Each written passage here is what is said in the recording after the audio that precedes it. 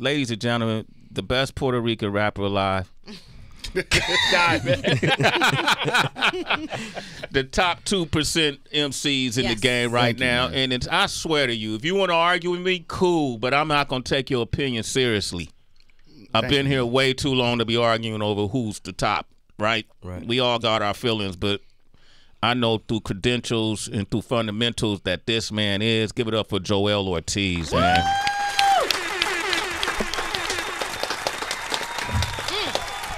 Arsonist, I listened to this album, and it sounded, the songs that were on this project to me redefine what we can do with hip-hop. Right. You know, some of the beats that you have Joell, some of the music that you have Joell performing on, including this song So Lost, right, that we just played. And in this song, Joell, you talk about your disappointment in the industry. Being a supreme lyricist, you feel like the industry in some ways have devolved. Yeah. What does that mean, devolved? Well, when I talk like that, it's from a fan standpoint. Just so Okay. you know, it's like not from an artist standpoint sometimes. So, as a fan, I feel like we might have took a step back on what we cherish and prioritize. Attention is a hell of a drug. Yes. Yeah. And it's tough. It's tough as a somebody that takes real pride and busts his tail up to make sure that he says something that's meaningful and sticks, because I know this is God's voice. I don't want to waste it by trying to chase trends. I don't really care what's in style. I'm always going to make sure it aligns with my spirit, right? And I feel like the absence of that, it used to ride the forefront. Being talented used to ride the forefront. It's almost a bonus now if you're good to go alongside with your popularity. Wow. You get what I'm saying? It used to be the other way. You had to be good first, then you become popular from being good. Now it's like, let's become popular and try to become good while people watch you. Right. It's a weird space. And we now celebrate, in my eyes as a fan, I'm not knocking anybody, we celebrate a lot of mediocrity in music. That's a fact. You know what Arsonist, you feel like how is, I mean, at the same time, the music, the culture keeps expanding and people keep on streaming and it keeps reaching new heights. But do you feel like this celebration of mediocrity has been a detriment to the culture? Of course. Because we look at music all wrong nowadays. Like, music isn't tangible anymore. We barely get CDs. We barely get vinyl. So that tells you we selling a feeling, right? So if the feeling's not there, what are you really selling? Nothing. So we wanted to give you a feeling on this project from top to bottom so you felt like you paid for something. You know what I'm saying? Like, this is more than just good beats with good raps. This is well thought out records from top to bottom. The artwork on this album is symbolic, right? The Plague Doctor. The Plague Doctor. Now, if you see this picture, it look like a human crow face. Right. Because we see it throughout our lives, but we don't really know what it is. What is the Plague Doctor, and how do you interpret it? So the reason I picked it for the artwork is because the Plague Doctor's job was to go around after the plague and pretty much clean up all the bodies, all the debris, everything that was, so inside of that, peak in their nose, they would have an incense stick to keep all the bad smells out so they could do their job, right? So the symbolism with this album was, no matter what was going on, me and Joell had to do our job as musicians and, for lack of better words, kind of clean up the nonsense that was going on. And you know what I mean? Kind of like put our blinders on and just do what we do. So it was similar to a Plague Doctor in that sense, in the sense of we had to do our job no matter the circumstances. Yeah, because you look left and right, and you see some stuff. I mean, we come from a different era. Yeah. So the stuff that we do is kind of, like I said earlier, it's kind of like, it's getting pushed back a little bit. Like, you have your outliers, you have your great musicians that are still pushing pen forward, but for the most part, like, it has taken a little step back as far as lyricism and message goes. So if I'm gonna choose to still be a musician and still an artist and still create, I gotta be amongst this. Right. But I gotta make sure that while I'm amongst it, people know who I am still. Right. You're still doing your job. You get what I'm saying? So I'm walking through like the Book of Eli, but I'm still being. It is what it is out here. I'll still chop ahead, like that's my thing. But now I don't chop it in competition with like bars, so to say. Yeah. I chop it with messages and honesty. And things that align with my life, because it's okay to talk about that stuff. I feel like everybody's afraid to be vulnerable. Yeah, you know what I'm saying? Like dogs. Like nobody wants to lose in their music anymore. It's almost like I have to win. I got to get the baddest chick. I got to get the biggest bag. I got to drive the best car. I got to live in the biggest house. It's like you got to be real with yourself at some point. Not everybody lives like that. And the person saying it, probably you don't even live like that. And you're saying it. You understand? So it's like, how long are we going to lie to the people, to the fans? You got to give them a dose of reality at some point. And you know what else I be noticing to add to that point too? It'd be disappointing sometimes because I see artists that I respect on a certain level, and when they conform a bit, because there's a difference between growth and conformity. Okay. You can grow and still fit the mold of what stuff turned into, because it's a natural process that happened and you around it and you in there. But some artists I see making music that's outside of who they are, and they think it's hitting because it might even pick up steam or end up in an algorithm. It can happen. Yeah. But it doesn't mean it's genuine to you. And the heads, the people that really pay attention, we be knowing. So it's like, all right, cool. I get what you're doing and why you're doing it, but damn, you're not the person I was a fan of anymore. And it's not cool, man. I'm scared to meet a lot of the artists I'm fans of. Why is that? Because I don't want to be disappointed. Yeah. You know what I mean? Like sometimes I'd rather be a fan from afar. Because when I meet him sometimes it's like, damn, this is the dude I listened to in the gym for the last 3 years, and like him? You know what I mean? But almost like either their personality or their work ethic might disappoint you to where you're like, this can't be the same person. So I would rather be a fan from afar half the time. Sorry for the dark ambiance no, around this. No. Stop. It's not dark. No, first of It's all, illuminating. this is no. Okay. Sorry, ain't even a welcome word here. Okay. And again, I know you guys probably can't say it, but I'm sure sometimes you're disappointed too when you meet someone. You're like, damn. I say it all the Not so time. it's- No, I mean, I know you can't, I know you can't say that. We You know don't what I'm saying? name names, but we But express I'm just that. saying, Yeah. but it's Wow. like that sometimes. It's like you love their music so much that when you meet them, you almost expect a certain thing. And then when you don't get that, you like, damn, like this person? You know what I mean? So a lot of times I'd rather not meet them. But sometimes I have to because I'm a producer. So, you know, but. Do you continue producing after you meet a person that rubs you that way? The whole situation will work itself out in the sense of if it doesn't work, our separation, it'll happen relatively fast. You know what I'm saying? But because I've been in the studio with people that at first it was terrible.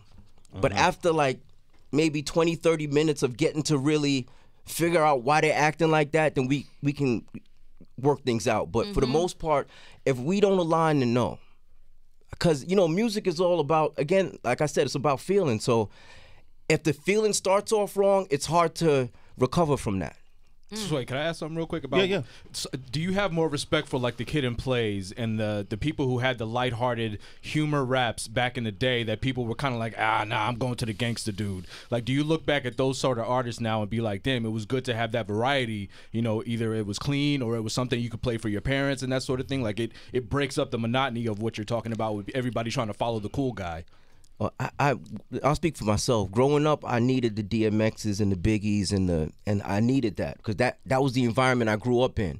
It was hard for me to listen to like, and no disrespect to like a Tribe Called Quest, but my environment didn't lend to that.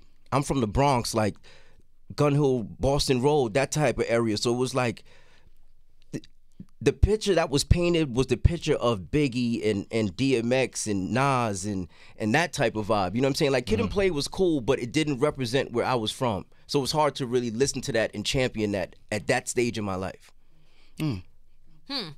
Joel, Yeah, I mean, it's crazy because like when you say Kid and Play now, I automatically go to the house party scene in my head. Of course. Like it's like The that's dancing? yes, like the kicking and the dance around. Like so, it added a smile element to hip hop. Like it don't got to be so rough out here. Like you can actually have fun and dance and stuff like that. So like I like celebrating that kind of stuff too. You know what I mean? So yeah, Kid and Play is legendary, bro.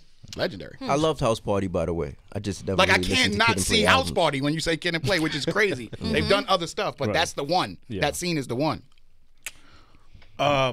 So the album is called W.A.R, and it's an acronym, with all respect. Yeah. Yeah. And so these things you are saying, I think when you say with all respect, Yeah. it's not personal. No. At all. This is just our observation. If you see a plague doctor dragging a body off the floors, with all respect, you got to do that. You gotta That's do his it. job, right? Yeah. So same thing with this album. If a line hits you, with all respect, you know what I'm saying? Been at it too long to be out here trying to blend in. Like, that's not my game. Like, I don't play games, but like, if I was playing a game, it wouldn't be blend in with what's going on. It'd be stand out. That's what we came from. I came from an era where artists wanted to be individuals. Like, you know, and I feel like part of the reason that current music is suffering a little bit is because it's this formula. Oh, snap, that's winning. How do we get as close to that as we can, because that sounds winning? Yeah. When I came up, it was like, stay out the dark. Because if I catch you when, I'm like, who the hell is that? DMX. Because he made sure he sounded like DMX. And that, it was on purpose. And then you had Snagglepuss. And then, you had characters. People trying to, Nas was just the ashiness. Like, you had that individual. You know people in 3 seconds when they jumped on a song. Big Pun. That was celebrated. Like, yo, Nori. we would trash, yeah. like, as a young kid when I was recording, I would trash songs that sounded like somebody. Like, you know what? I was listening to Jay for too long. Like, what do I think here? This feels like politics as usual. We can't do this.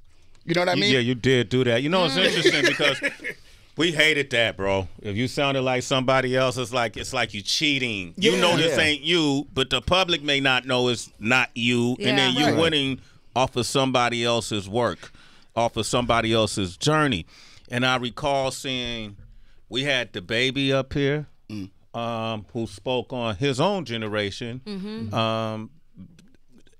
What you're saying now, everybody sounding alike. You can't tell one from the other, and his plight to be distinguished. I think Polo G came up here. He's a younger artist that have said the same thing. And then I recently saw Snoop and Dr. Dre mention that they don't like having just a slew of producers on one album. Perhaps that's part of the problem. Arsonist, as a celebrated, critically acclaimed producer, what is your thoughts on that? Having multiple producers on one project. I agree with him. Because I feel like what happens is when you have multiple producers, every producer is trying to give you that hit record. And sometimes you don't need that. Sometimes you need the album fillers, like good album records. You know what I'm saying? And with a bunch of producers, they don't think like that. They think like, let me give him my best track that I have in my arsenal. You know what I'm saying?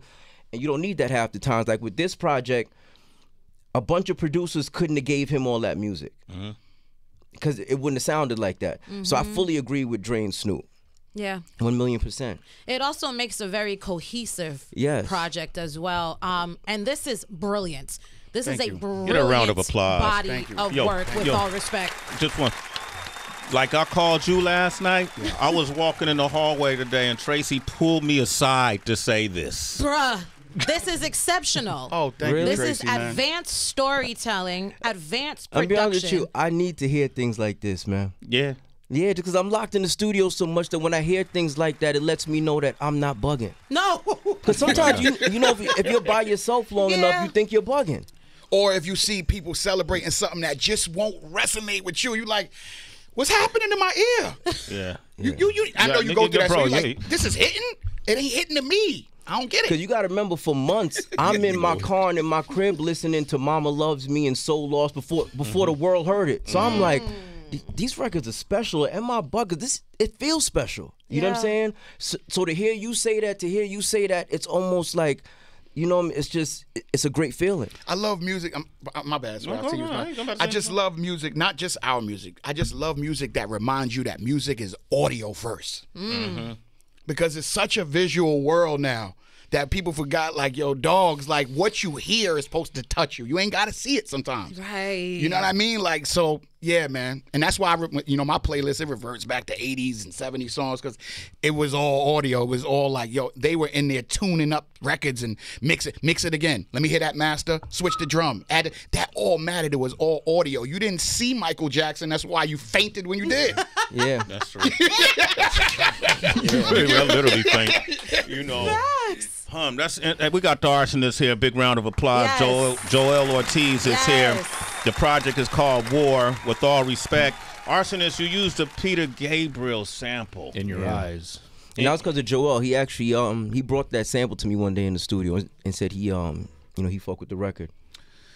Yeah. That record meant so much. I wonder if the meaning of that record, and Ty, if you could put the camera on DB, I'm going to have him chime in on this, had any relevance in the song So Lost. And DB, can you talk about the meaning behind that record? I mean, I know you're a big movie fan because you just talked about it, but just, everybody knows that song from Say Anything with the boombox scene, and you know what I mean? So when I was listening to the sample, immediately I was just like, wow, I wonder what made him choose this, or what made Arsonist, start with this beat and maybe suggest it to you. And also when I was looking up the song, there's a sort of a duality in the meaning of the lyrics, and one of them is, because it's called In Your Eyes, it could be interpreted as in the eyes of God or in the eyes of a relationship of love. And I mean, there's so much more stuff. I could go deep down the nerdy rabbit hole, but I just wanted to know why that song of all the songs, like, to sample for that record. Well, I brought him that sample. I'm not going to sit here and act like I knew about the duality between God and lust and all that stuff. I didn't know that stuff. It didn't go that deep. It was, once again, it was just an audio feeling. Like, I always felt that record when it came on. You get what I'm saying? Like, whenever I came across it, whether it was, when I was my childhood, and I revert back to the way it made me feel when I heard it when I was young. So it was, I Shazammed it in the car one day. I'm like, I just love this song. I love the way this feels. And I Shazammed it, and I made sure that I went to the studio. I'm like, dog, I think we should do something with this. Right. So I wasn't well versed on the record. Just so happens that sometimes when music is strong, it'll go back to what it's supposed to be anyway. So my subject matter ended up aligning with the original message. Yeah. You know what I mean? Of like being true to yourself and saying what you see in your eyes. And also it touched on God, and it touched on the lust that surround the music industry. It's so crazy how it still came back home, like without me even knowing. So, and I think that's how music is supposed to be sometimes. You feel what I'm saying? Like, you don't know where you're going, you just go. You get what I'm saying? And then when you end up and you get to the destination, you look left, you look right, and you go, how does it sound? You know what I mean? Like, and the first go is not always the last go. You know what I mean? I see a lot of young kids that produce now, because we have kids that come through all the time and work with us and different stuff in it. And it's like they write, they got an idea, they put it down, and that be that with the song. I'm like, wait, whoa. Listen back, you love it? Like, yeah, that's it right there. Like, how?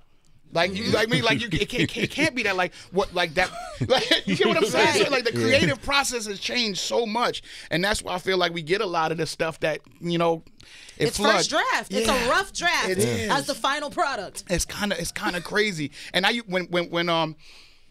when everybody had access to put out music, originally you celebrate, right? Because you like, I come from a place where it's rough, so anybody getting money, you want, a part of you wants to be like, go ahead, get your money, young man. You know what I mean? Like, it's an outlet. There's no more gatekeeping.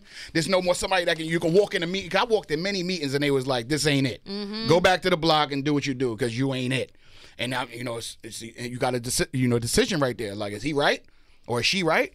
Nah, let me get back in the studio, go. And then you go to another meeting. You get excited. It's just highs and lows, and because you're waiting on somebody to give you a chance. So now that the chance is available to everybody because the A&R is in your hand and everything is right there, I appreciate that part. Right. But I don't appreciate the non-artist development part of it. Yeah. So people's debuts is full of mistakes, identities that's not true to them. You know what I mean? And this is what we get. We go, all right, cool, this is what you are. Like, nah, by the time people got Joell, I was polished. Yeah. Yeah, it looked like I came out of nowhere, but I was at it for years. Yeah. You know what I'm saying? I was finding out who I was along the journey. There was people that was inside the studio with me, be like, try this. Even though I figured this out, and I know I'm a painter. Sometimes when you sitting there playing chess, you don't see the obvious moves. Yeah. Somebody over your shoulder's like, dog, do that. And you got to be able, as an artist, to be like, yeah, you're right. Let me try to channel that. Yeah. And I miss that. I know when it sounds thought out, when it's clever, when the art, you see how you talking about the artwork? He thought about that for a second. And it didn't come early in the music. It came late in the music, like, you know what this is to me? This. And he sent me this image. And I'm like, what the hell is this? But that's because the music spoke to him and it evoked some sort of emotion and made him say, wow, it's like we going through the weeds of what it is. Like, this is honest music. And I miss people taking their time making music. I'll be honest with you, Sway. If I could listen to my own work over and over again, I know it's good. I can't really listen to a lot of the stuff I do repeatedly. I kind of do it and put it to the side. Like with this project, I've been listening to it for the last better part of 4 or 5 months. You know what I'm saying? In the car, in the gym, in the crib, in headphones, big speakers, little speakers. You understand? Like I just want to make sure I'm not bugging, and I know I'm not bugging now. If you don't mind, if you don't have to, but can you give me an example of music you made in the past, though, that I don't listen to like that? Yeah. I know this is gonna sound crazy, and it's not because I don't like it, but I don't really go back and listen to Diplomatic Immunity. I did 11 tracks on there. I don't really go back and listen to it because I feel like I've progressed so much as a producer. It's almost hard for me to go back and listen to that sometimes because I hear my mistakes in there. You know what I'm saying? Damn, that was a classic. Crazy. Yo, we got a problem with that's that. when you know you're on the next level. When you don't go back to your classic stuff.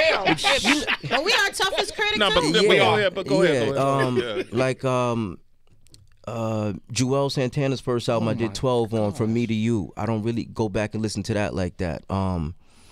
The only 2 projects I currently listen to that I did is the project I did with Joel now and El Capo. And El Capo. Yeah. Because by the time you got to El Capo, I felt like I was a producer when I got to El Capo. Before that, I was just a guy that made beats, I think. You know what I mean? I became a producer around that time. I want to give an example of what they're talking about, and then I'm going to open up the phone lines. There's a song called Mama Loves Me. Thank you, Sway. And in this song... That's what I was going to suggest, too. She and I, we worked together way too long, bro. I don't even have to say shit. This happens all day, too, Arsonist. Like, they give me anything, Joey. I don't have a mind of my own on that. Now, y'all won up here. Yeah, y'all won. If Heather was here, we'll be 3 of us finishing a sentence. But Mama Loves Me. He talked about you go to record labels earlier and they'll say this not it. But back then you went to them, they said you was too chubby. Right? Yeah. You had a manager that went into the feds for 5 years. At a time that you really needed money. But when I start tearing up, and this is actually what made me call you, because it wasn't, I don't listen to songs, albums in sequential order, whatever. I go by feeling, and I heard you reminiscing of a time being with your mom and knowing that you would walk by certain areas and your mom would tell you to walk ahead and you knew she was copping drugs. And then she'll come in the house and she'll disappear in the room and do what she do, and you had to pretend like everybody knew but that they didn't. Take us back to that time, man. What went on in that kid's head at that time? Who was you then? So a lot of that stuff, it shows up in my personality now. Because for so long, I'm like, why do I have anxiety? Why do I have this angst? Things are working out for me. I walk with the Lord. I feel like music is my calling and it's working. Why am I on edge? And it's those childhood traumas. Now, my mom is clean now. Okay, you know, God bless her. you know, Come 15, on, 20, I don't know, she stopped counting. It's over. Good. She don't do That's drugs. A wrap. She good. Right? But in those moments, being 7 and 8 and knowing what was going on, because like, all right, so a drug dealer to an 8-year-old is a potential killer. Right. He's standing there, you got a gold chain on, he looks crazy to you when you 8. Scary. You know he's there's good guys and bad guys when you're that small. He was a bad guy. Why my mom's telling me walk ahead so she could talk to a bad guy? And then I know what she doing because her whole mood changes when she come out the room. So I'm like, she in there again, I get it, I understand. But like every single time that happened, and I talk about not knowing if it's the last time that I'm gonna see her when my bus departs, like, because I'm like, all right, cool, like she just did what she did, then she's sending me off to school. I'm waving, she telling me have a good day, or whatever. But I don't know what that means. Is she gonna have a good day? What about if that bad guy come back around? What does that look like? Does she owe money? Maybe. All of this stuff. 8 years old. Wow. You know. So. Yeah, that stuff shows up in your 30s, 40s, and stuff like that. You know what I mean? Like, I don't mention it in the song, but you know, people knocking on the door. I know you in there with my money. Stuff like, you know what I mean? I'm just like, yeah. Now, you know, I hated them people. I hated drug dealers. And then I ended up. You ended up becoming a drug dealer. That's what made the second verse so dope to me. Crazy, the man. second verse. You became the person you hated. Role reversal. Yeah, man. And then in that experience, I kind of realized how it could happen, how you could turn into that person. You know, so I went from like the 8-year-old kid that's like, I wish you all would die because y'all keep selling drugs to my mom, to like, oh snap, I get it. Because all that happened to me was I was in an environment full of them for too damn long. That's it. Nothing else happened except I was there too long. He's getting money, I'm broke. He's getting girls, I ain't getting them. Everybody's thinking they all cool. I'm sitting there playing ball and writing rhymes. Maybe I should try this for a little while. Just for a little while. That's what you tell yourself. And then you know, as time progresses, you become the monster. You don't think you're the monster because you know who you are inside. But like, you're doing monstrous things. Sabrina, make sure you got my money. Don't play with me. Yo, dog, don't give me folded money. This isn't stuff that's outside of me, but I became it. Luckily, my mom nipped it in the bud, like right at the peak of it. And I say she grabbed me by the chin and was like, what are you doing? This is not you. This is not my son. She's high in that moment. Wow. And we made an agreement. She said, if I stop messing with him, will you? I said, I'll take you up on that. I didn't think she could. So in my mind, I'm like, yeah, whatever, I'm going to still get money. And I noticed the change. Yeah. So I started writing rhymes a little more than the break I took, I got off the break and started going back to the studio and reapproaching it. And we here today. We here today. Good news Thursday. Jeez, my God. We here today. Let's play that song. Yes. One of the most powerful songs you're going to hear today coming out of this genre, Mama Loves Me. We got the Arsonist here, critically acclaimed, record-breaking, magnificent producer and individual. It is. This is the way I know. Yeah, man. There he is. There he is. I knew he was going to come around. There he is. Not many like him. Trust me when I tell you. The way he's introverted is his power. Yeah. He switches it on and off. See that? Keep flowing. That's why he the illest in the game, man. His observation is his weapon. Yes. Yes. Of mass construction. All right, let's save some for next time. Man. Okay, I got you. Don't worry. Let's not get too crazy. I do it from the field, baby. It just come off. I'm staying in the moment, damn it. Shit. My fault, man. I ain't letting the moment I don't want to go. stop greatness, man. Nah, Keep man, going. You know, I'm going to stay in the moment. But you have 3 songs called War on this album? We have War Welcome. Yeah. Which is with all respect, welcome. Okay. Right. Then we have War with M.O.P. Right. Yes. the Which acronym. is Just war. Oh, my But that's God. actually War because it's M.O.P. What we It's talking M.O.P. about here? You know what they talking about. Yeah. Let's get to it. And then we have War, the acronym, with yeah, all Styles. respect, with Styles P. So the war can be applicable in many ways. Yeah. Right? You know, it's the war that you have against your adversary, right? Right. And then it's the war that you have with yourself. Oh, yeah. Right? And is that meaning in this project? Oh, it's definitely in Speak there, to that. for sure. And that probably speaks to why I don't indulge in anything street anymore. Like, my life has evolved, but I still talk about it. But if I'm going to align with my truth, then I got to talk about it in past tense. You get what I'm saying? Yeah. So like, you get songs like Fortune 500 where I talk about that, but I say, I remember when, and I used to, and don't forget I was, because no matter how much I evolved and I grew, that's still a part of me. It's still in there. It still stains in my spirit, my personality sometimes, because of them decisions. So I'm constantly at war with the person I became and reflecting on who I once You made was. a good point before. You were saying you have to have a certain amount of respect to even go to war with somebody. You know what I mean? Because you don't go to war with people you don't respect. Or at least you shouldn't. Right. Yeah. Kendrick recently said in that Harper's Bazaar profile that he believes love and war need to coexist. They have to. To me, you can't fully respect love unless you understand hate. You understand? One can mean nothing without the other.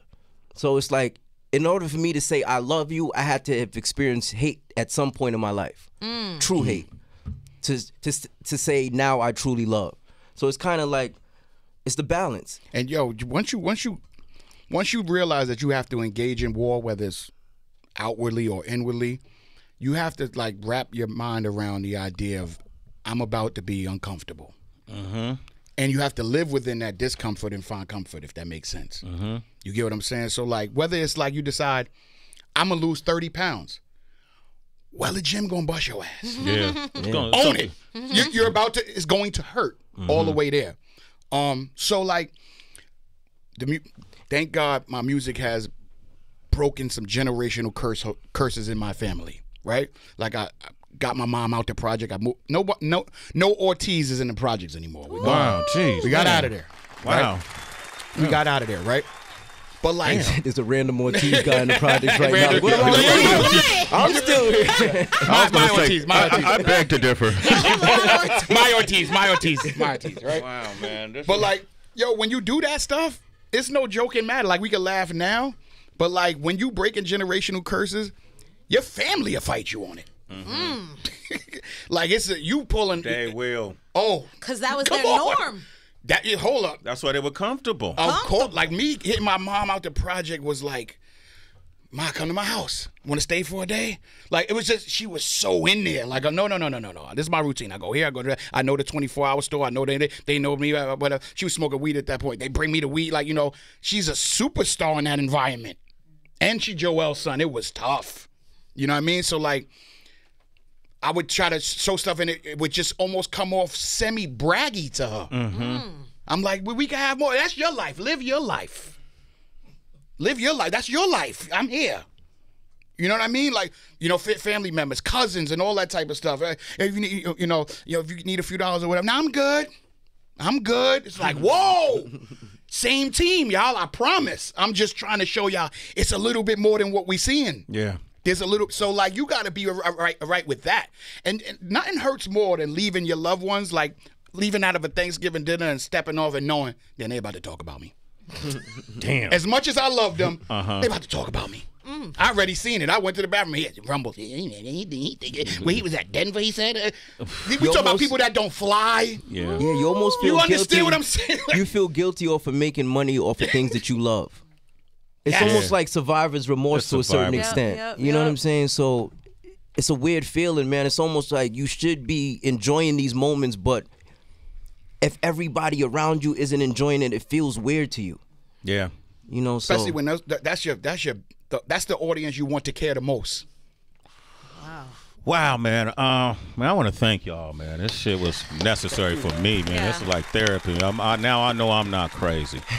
Because no, listen, man. No, actually, Sway, we are. All we of are us are a crazy. little Well, bit. maybe we are. We all got Which is stuff we cool. got to deal with. Yeah, This stuff be feeling good because we all know that we supposed to do this type of stuff a little more than we do. Yeah, let's continue to do it, man. I don't have. and I got some more hats for y'all too, man. I was Okay, gonna look us bring up. it, but I was late today. I was gonna grab that, but I got some more hats for y'all. Welcome back, man, because I Thank feel like you. you should bring some beats up here anyway. I'm with it, man. Okay, I'm dead All the ass. time. Okay. Listen, man. I'm ready. I commend No pun you- intended. No, okay. I commend you, Joell. You know, we've been friends, Arsonist as well, man. But we've been our Yeah. friendship. You've been in my mother's basement, Sway. I don't Yeah, know if you come remember, out, man. Yeah, I've known you for some time, Sway. right. You and Rich Those Nice. in You the and Rich. Come on, Sway. Sway. Don't treat me like that, That's Sway. wild. That's wild. Don't treat me like that, Sway. You came to my mother's basement with Rich Nice. Come on, man. Right over by Brother Roy. Come on.